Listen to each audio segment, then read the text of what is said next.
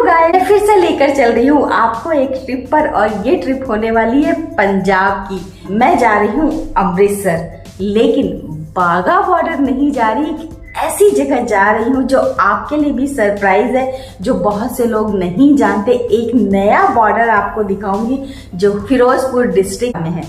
तो बस वहां चलते हैं और देखते हैं उस बॉर्डर की क्या खासियत है।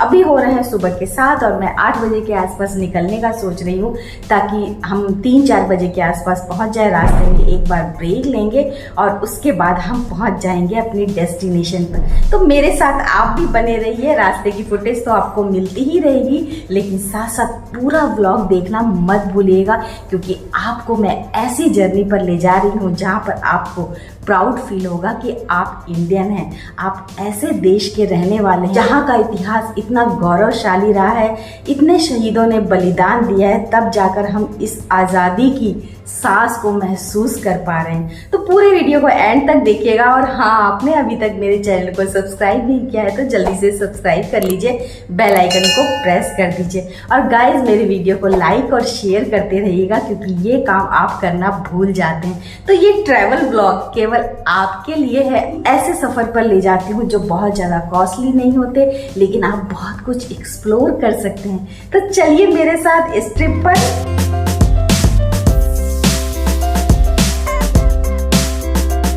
तो हमारा सफ़र स्टार्ट हो चुका है। हम जा रहे हैं फिरोज़पुर शहर, जो कि बहुत पुराना शहर है और शहीदों की धरती कही जाती है।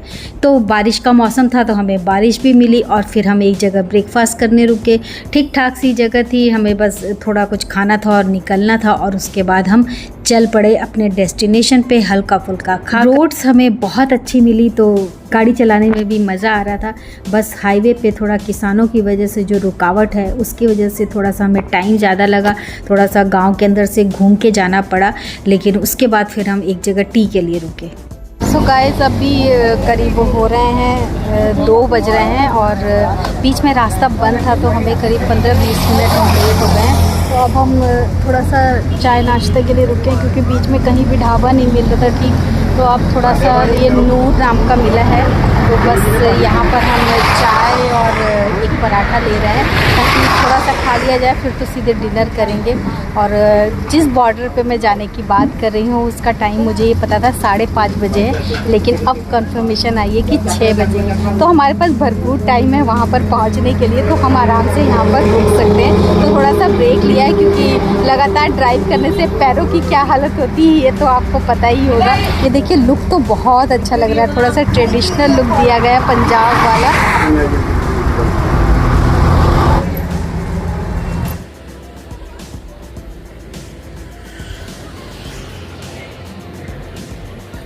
तो जी, हम फाइनली फ़िरोज़पुर पहुंच गए हैं, जिसे शहीदों की धरती भी कहा जाता है।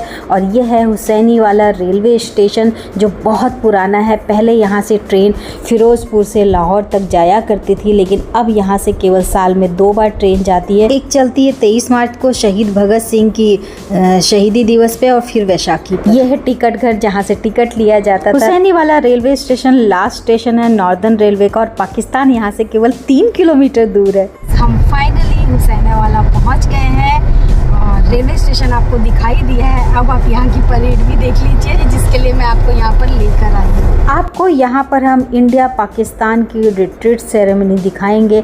और देखिए, बहुत सारे स्कूल के बच्चे यहाँ पर आते हैं, यानी यहाँ पर बाहर के लोग तो बहुत कम आते हैं, क्योंकि मोस्टली लोग अटारी बॉर्डर ही जानते हैं और वहाँ पहुँचते हैं। लेकिन यहाँ पर लोकल्स हो गए, स्कूल कॉलेज के बच्चे हो गए, या बाहर से लोग होते हैं वो आते हैं।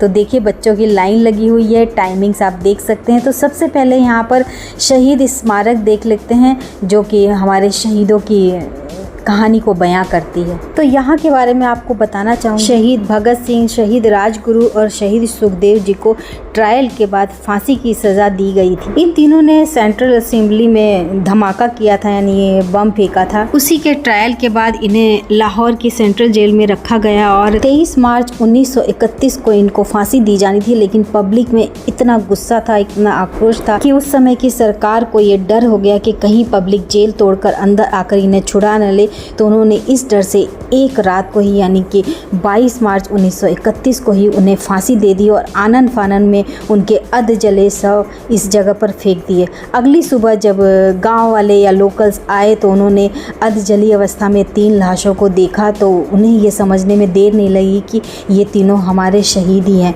तो उसके बाद इनका अच्छे से संस्कार किया गया और इनको समाधि स्वरूप हम पूजते आए हैं। अब हम जा रहे हैं भारत और पाकिस्तान के ज़ीरो लाइन बॉर्डर पर। यहाँ पर बीएसएफ जवान और पाकिस्तान के रेंजर्स दोनों तरफ के सैनिक रोज़ाना शाम को रिट्रीट सेरेमनी करते हैं और जिसको देखकर ऐसा उत्साह भर जाता है अंदर। तो इस सेरेमनी को देखने से पहले यहाँ की कुछ और चीज़ें देख लेते हैं। जैसे यहाँ पर बॉर्डर सिक्योरिटी फोर्स का एक म्यूज़ियम है जहाँ पर आपको बहुत कुछ जानने को मिलेगा हमारे इतिहास के बारे में। उनके मॉडल्स बने हुए हैं, हथियार रखे हुए हैं, फ़ोटोज़ रखी हुई है। यहाँ पर आप उनकी बनाई हुई कुछ चीज़ों को भी बाय कर सकते हैं और उसके बाद हम पहुँच जाते हैं सेरेमनी पर। ये पाकिस्तान की साइड है और देखिए कितने सारे लोग इस परेड को देखने डेली आते हैं। तमाम मुअज़्ज़ज़ मेहमानों को अस्सलाम वालेकुम। पाकिस्तान रेंजर्स की तरफ से हम आपको गंडा सिंह बॉर्डर पर खुशामदीद कहते हैं।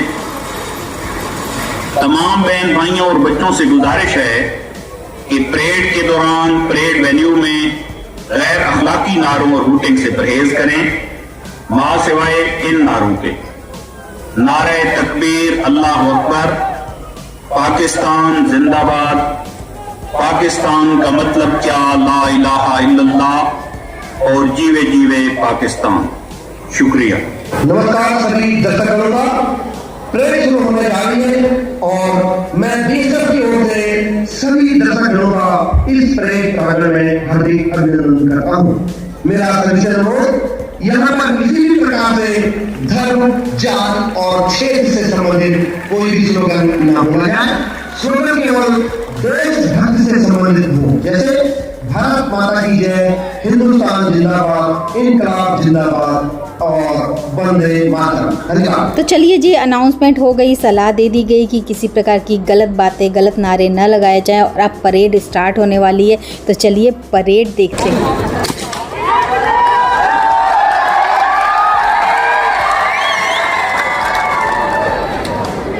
दोनों तरफ के लोगों में उत्साह देख रहे हैं आप, इतना मज़ा आ रहा है सामने से ये चीज़ देखकर।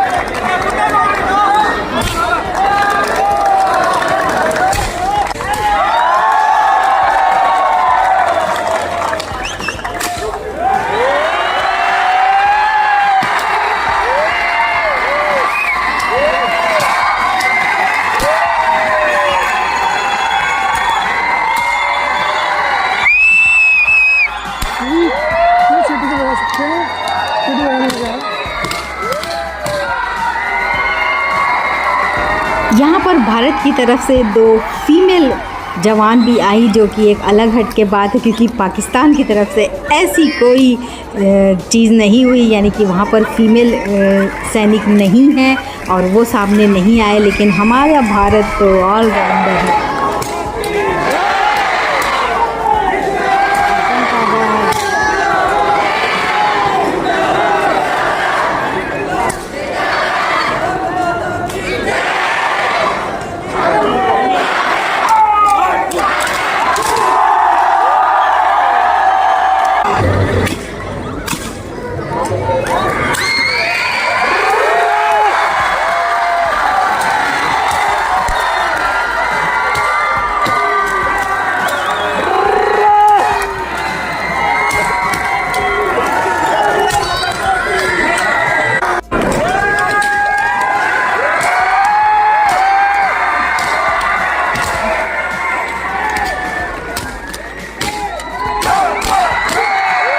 ये सब देखकर जोश तो बहुत आ रहा है, लेकिन थोड़ी सी हंसी भी आ रही है कि क्या बच्चों की तरह खेल हो रहा है। एक दूसरे को इस तरह परेड के दौरान या थोड़ी सी आंखें दिखाना जिसे कहते हैं, तो ये बच्चों की तरह की छोटी मोटी लड़ाई ही तो है। अब देखिए, झंडे को ससम्मान नीचे उतारने की प्रक्रिया हो रही है। दोनों तरफ के जवान एक दूसरे के एरिया में गए हैं और झंडे को ससम्मान नीचे उतारकर उन्हें रखा जाएगा।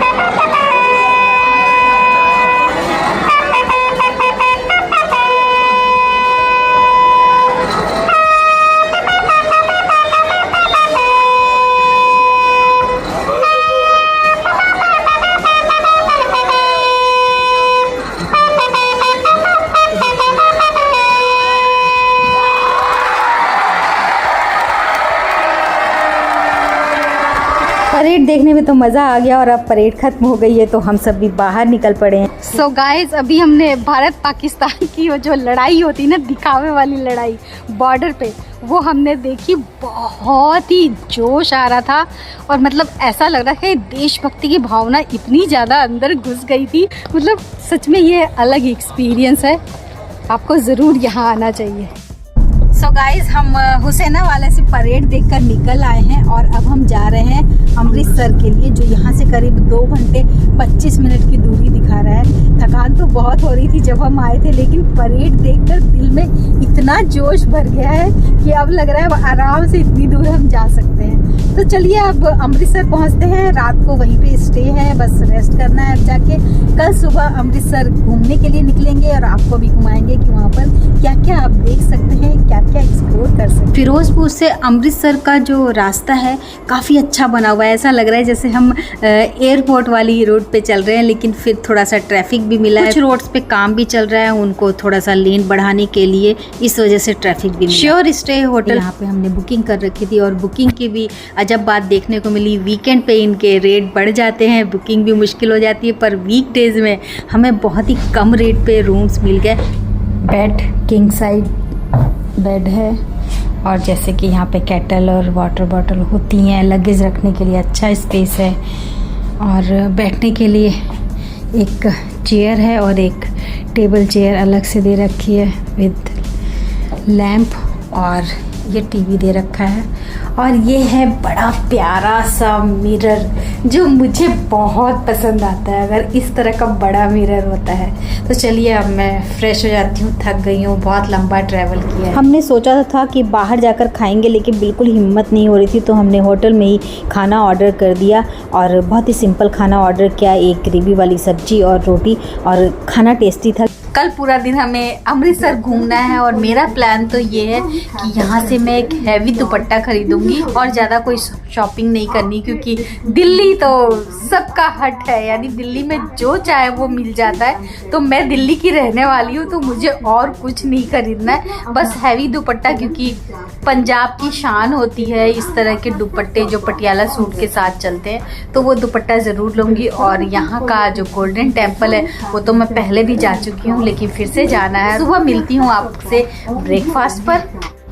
तो नाश्ते के लिए हम दोनों ही तैयार हो गए हैं, तो चलिए नाश्ते के लिए चलते हैं। ब्रेकफास्ट का हॉल इनका रिसेप्शन के बगल में ही है और जैसा कि एज यूजुअल सभी होटल्स में आजकल होता है कि फ्रूट्स रखे होते हैं। खाने में आलू की सब्जी थी, 2 तरह की पूरियाँ थी, आलू का पराठा, सांबर और इडली थी। डोसा ऑन ऑर्डर था, यानी आप ऑर्डर दे सकते हैं। वर्मासिली थी, बेक्ड पोटैटो थे जो बहुत ही टेस्टी थे और क्रिस्पी थे, चाय कॉफ़ी थी।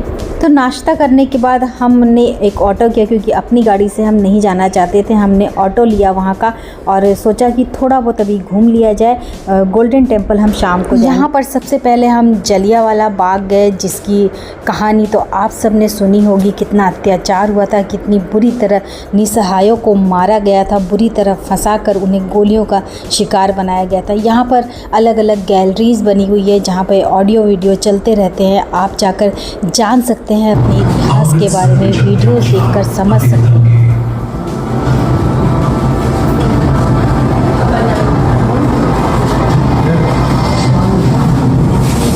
पंजाब के लोगों ने पूरे जोश नाल गवर्नमेंट सत्याग्रह ਵਿੱਚ ਹਿੱਸਾ ਲਿਆ ਅਤੇ ਅਕਾਰਨ ਨਹੀਂ ਸੀ ਜਿਨ੍ਹਾਂ ਨੂੰ ਪੂਰੇ ਪ੍ਰਭਾਵ ਤੋਂ ਇਲਾਵਾ ਲਾਹੌਰ ਦੇ ਮੁਕੱਦਮੇ ਦੀਆਂ ਪੂਰੀਆਂ यहाँ पर जिन दीवारों पर गोलियों के निशान आपको दिख रहे हैं, वो उस समय की दास्तां बयान करती है कि किस तरह निर्दोषों पर धुआंधार गोलियां बरसाई गई और निसहायों को गोलियों का शिकार बनाया। फिर मैंने 2 जूतियां खरीदी, बड़ी मुश्किल से मेरा साइज़ मिल पाया। फिर हम पार्टीशन म्यूज़ियम गए। पार्टीशन म्यूज़ियम जैसा कि आप देख रहे हैं, यहाँ पे टिकट है 10 रुपये की, कॉस्टली नहीं है, आप आराम से घूम सकते हैं, बच्चों को घुमा सकते हैं। तो बस टिकट लेकर हम चल रहे हैं। ये देखिए ऑडियो वीडियो गाइड करते हैं तो 100 रुपये की है। फॉरेनर्स के लिए टिकट का प्राइस 200 रुपये है, इंडियन के लिए है 10 रुपये। अंडर 5 के बच्चे हैं, यानी 5 साल से छोटे बच्चे हैं, वो उनकी फ्री एंट्री है। अंदर रिकॉर्डिंग अलाउ नहीं है, तो अंदर की फ़ोटोज़ आपको नहीं मिल पाएंगी। चलिए, गर्मी बहुत है, अब कुछ ठंडा ठंडा हो जाए।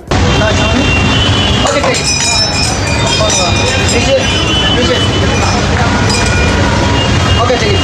Okay, take it. Come on, fry. Come on, come on, come on. Yes, take it, pakdo. Yes, come on. Take it. Yes, take it. Yes. Pakdo. Come on. Come on. Yes, take it. Okay, take it. No ice cream. Okay, which one ice cream? Which ice cream? Which one? Left or right? Pakka, no ice cream did. All ice cream. Okay, come here. Come here. Okay, taste your बहुत test है इसके में बिल्ला test उसने तो मुझे बेवकूफ़ बना दिया और ये देखिए ये भी मुझे ललचा रहे हैं। फिर थोड़ी देर हम वहीं पर बैठे, नज़ारे देखे, अलग अलग तरह की डेकोरेशन देखने को मिल रही थी। थोड़ी देर बैठकर हमने वेट किया और उसके बाद फिर हम वापस मैं म्यूजियम देखने गई थी दिन में, वहाँ से करीब हम 1 बजे वापस आ गए थे क्योंकि बहुत गर्मी हो रही थी, धूप आज बहुत तेज़ थी। तो आने के बाद फिर हमने थोड़ी देर यहाँ पर रेस्ट किया और अब फिर से रेडी हो गई हूँ, 4:30 होने वाले हैं और अब मैं जा रही हूँ गोल्डन टेम्पल और बाहर से ही कुछ खा पी के आऊँगी। लेकिन मैंने मार्केट में कुछ शॉपिंग ज़रूर कर ली। वहाँ से एक तलवार खरीदी नक्काशी वाली और 2-3 फुटवेयर खरीदे हैं जो बहुत सुंदर है, बहुत यूनिक है। और एक और चीज़ खरीदी है, वो गोल्डन टेम्पल का जो फ्रिज पे आप आराम से मैग्नेट वाला चिपकाने वाला पीस है, बहुत ही सुंदर है, वो भी मैंने खरीदा है। तो बस अब रेडी हो गई हूँ। सूट पहना है मैंने क्योंकि गोल्डन टेम्पल जाना है। तो आपको तो पता है कि मंदिर और गुरुद्वारे इन सब जगह अगर आप ट्रेडिशनल वेयर, इंडियन वेयर पहन के जाते हैं तो ज़्यादा अच्छा होता है। निकलते हैं गोल्डन टेम्पल के लिए। गोल्डन टेम्पल 5:30 बजे पहुँचे, जिससे दिन का व्यू भी हम देख पाए और मत्था टेकने के बाद अंधेरा हो गया था तो रात का व्यू भी देखने को मिला।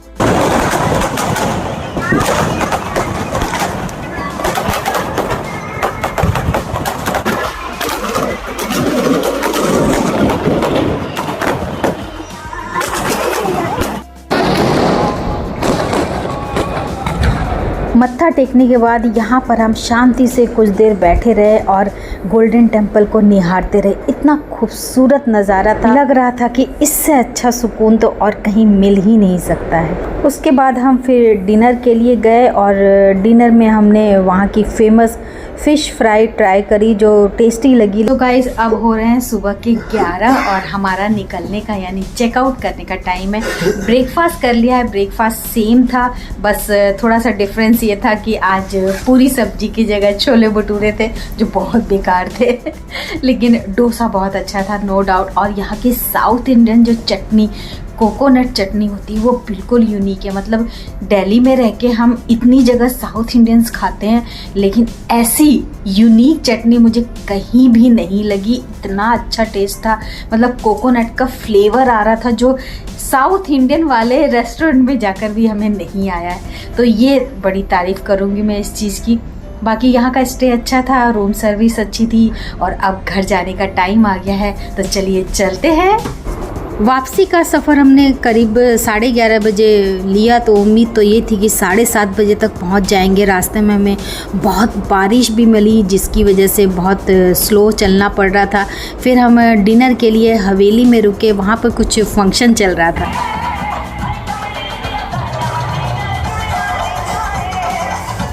तो यहाँ पर हमने वेजिटेबल थाली ऑर्डर करी और थाली वाकई में बहुत ही टेस्टी थी, खाना अच्छा लगा हमें।